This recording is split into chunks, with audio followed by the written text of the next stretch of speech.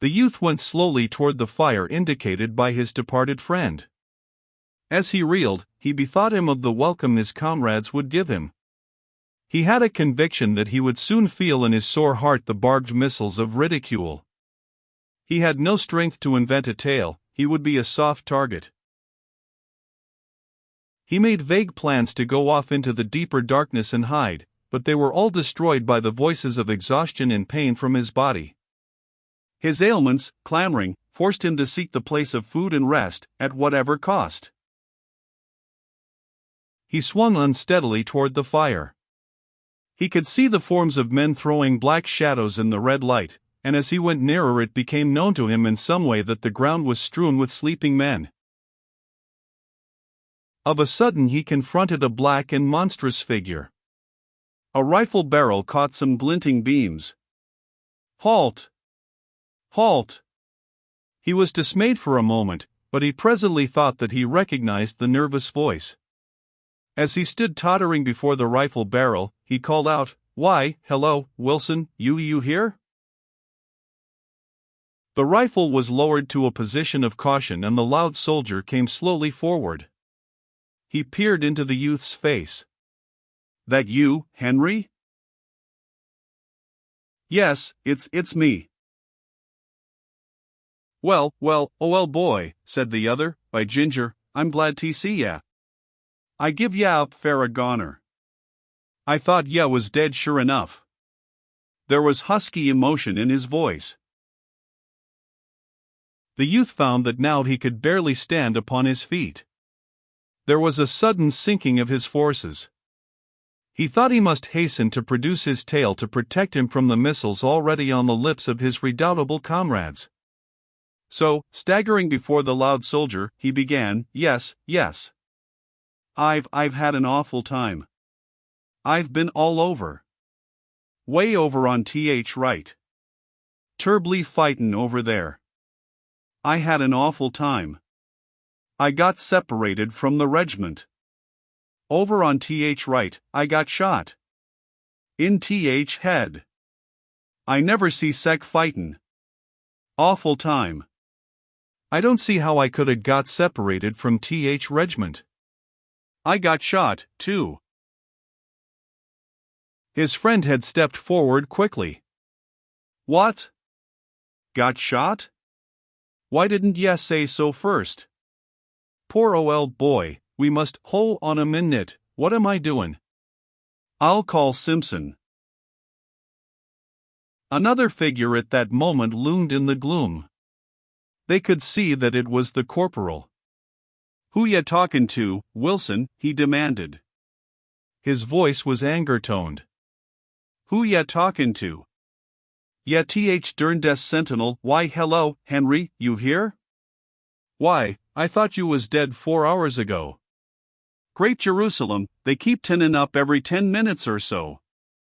We thought we'd lost 42 men by straight count, but if they keep on comin' this way, we'll get th Comp New York all back by morning it. Where was ya?" "Over on th right. I got separated," began the youth with considerable glibness. But his friend had interrupted hastily. "Yes, and he got shot in th head and he's in a fix, and we must see to him right away." He rested his rifle in the hollow of his left arm and his right around the youth's shoulder. "Gee, it must hurt like thunder," he said. The youth leaned heavily upon his friend. "Yes, it hurts a good deal," he replied. There was a faltering in his voice. "Oh," said the corporal. He linked his arm in the youth's and drew him forward. "Come on, Henry. I'll take care of ya." As they went on together, the loud private called out after them, "Put him to sleep in my blanket, Simpson. And hold on a minute, here's my canteen. It's full of coffee. Look at his head by th fire and see how it looks. Maybe it's a pretty bad un. When I get relieved in a couple of minutes, I'll be over and see to him."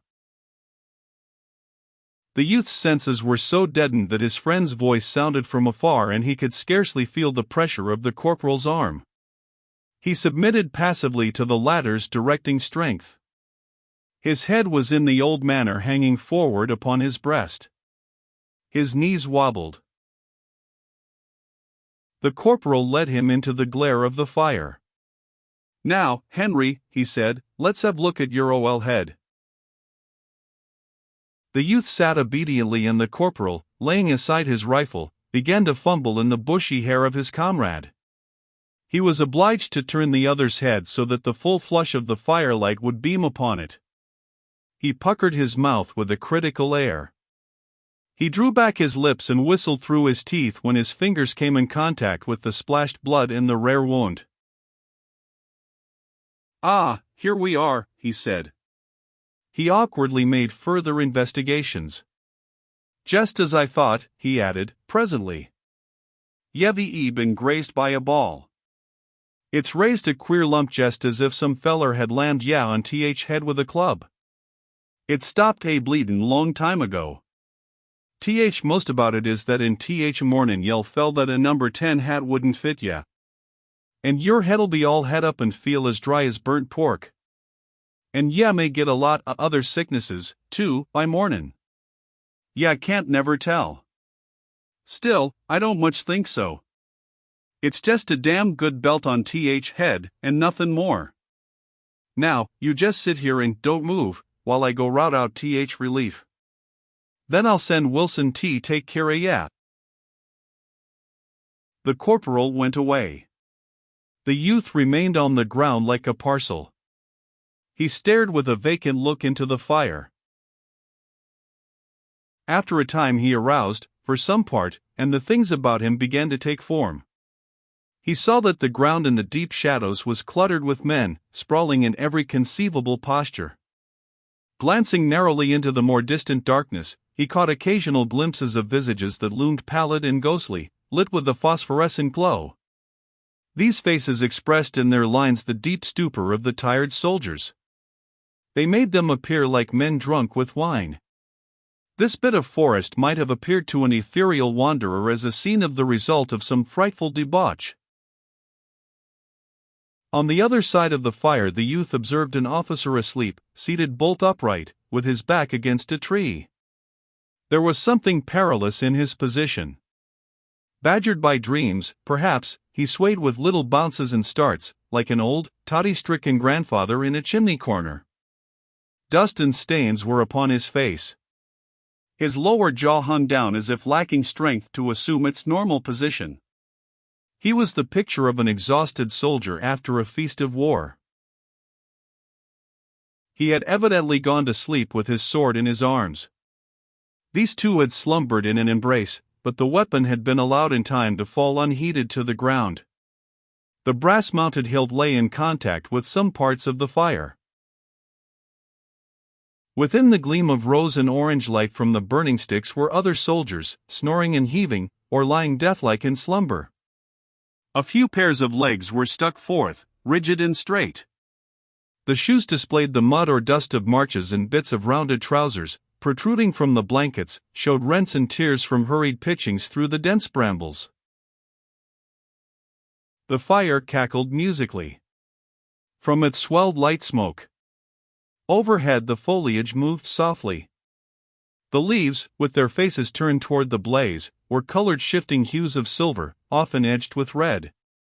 Far off to the right, through a window in the forest could be seen a handful of stars lying, like glittering pebbles, on the black level of the night. Occasionally, in this low-arched hall, a soldier would arouse and turn his body to a new position, the experience of his sleep having taught him of uneven and objectionable places upon the ground under him. Or, perhaps, he would lift himself to a sitting posture, blink at the fire for an unintelligent moment, throw a swift glance at his prostrate companion, and then cuddle down again with a grunt of sleepy content. The youth sat in a forlorn heap until his friend the loud young soldier came, swinging two canteens by their light strings. "Well, now, Henry, old boy," said the latter, "we'll have ye fixed up in just about a minute." He had the bustling ways of an amateur nurse. He fussed around the fire and stirred the sticks to brilliant exertions. He made his patient drink largely from the canteen that contained the coffee. It was to the youth a delicious draught. He tilted his head afar back and held the canteen long to his lips. The cool mixture went caressingly down his blistered throat. Having finished, he sighed with comfortable delight. The loud young soldier watched his comrade with an air of satisfaction. He later produced an extensive handkerchief from his pocket. He folded it into a manner of bandage and soused water from the other canteen upon the middle of it. This crude arrangement he bound over the youth's head, tying the ends in a queer knot at the back of the neck. "There," he said, moving off and surveying his deed, "ya look like devil, but I bet ye feel better."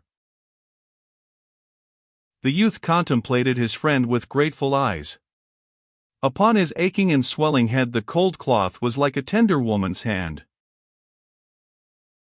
"Ya don't holler to say nothin'," remarked his friend approvingly. "I know I'm a blacksmith at takin' care of sick folks, and ye never squeaked. You're a good un, Henry. Most a men would have been in hospital long ago. A shot in head ain't foolin' business." The youth made no reply, but began to fumble with the buttons of his jacket. "Well, come, now," continued his friend, "come on.